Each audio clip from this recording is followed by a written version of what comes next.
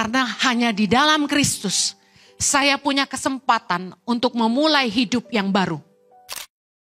Orang-orang yang telah ditebus harus hidup bagi Kristus. Katakan sama-sama saya milik Kristus. Tuhan telah menebus kita dan kita harus hidup bagi Dia. Roma 6 dengan judul perikop, mati dan bangkit dengan Kristus. Saya mau kita baca di ayat yang ketiga.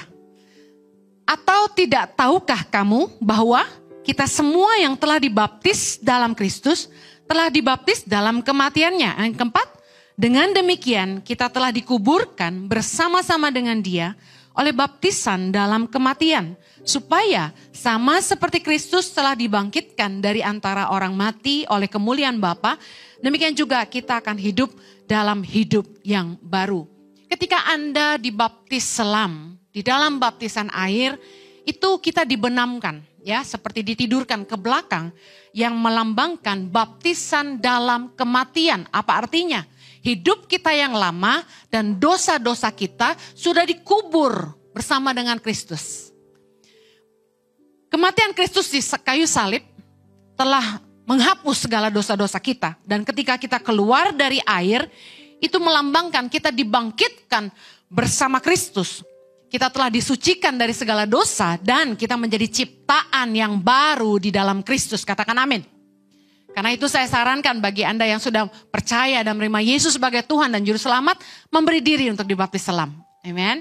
Nah, 2 Korintus 5 ayat 17 berkata, jadi siapa yang ada di dalam Kristus, ia adalah ciptaan baru. Yang lama sudah berlalu dan yang sesungguhnya yang baru sudah datang.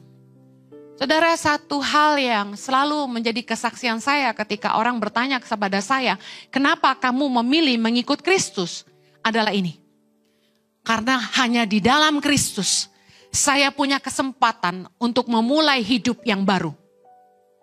Kita semua, termasuk saya, punya masa lalu mungkin yang kurang baik, masa lalu yang kelam.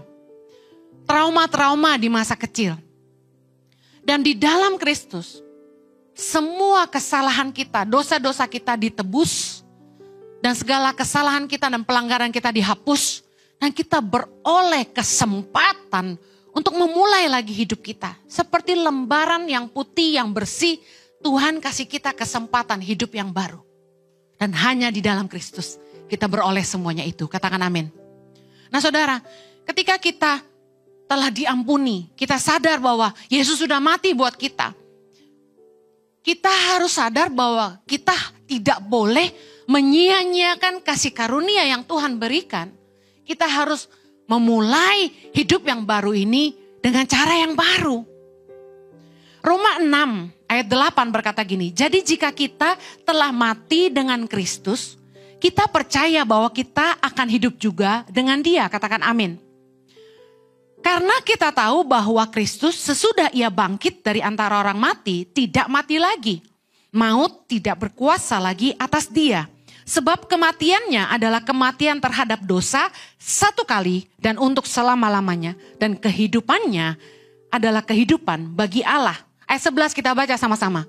Demikianlah hendaknya kamu memandangnya bahwa kamu telah mati bagi dosa. Tetapi kamu hidup bagi Allah dalam Kristus Yesus. Katakan sama-sama saya, di dalam Kristus saya telah mati bagi dosa dan saya hidup bagi Allah. Sama-sama. Di dalam Kristus saya telah mati bagi dosa dan saya hidup bagi Allah. Anda harus menanamkan ini di alam bawah sadarmu. Saya telah mati bagi dosa dan saya hidup bagi Allah. Ulang-ulang ngomong itu sampai kamu sadar dan ngerti saya sudah mati bagi dosa dan saya harus hidup bagi Allah.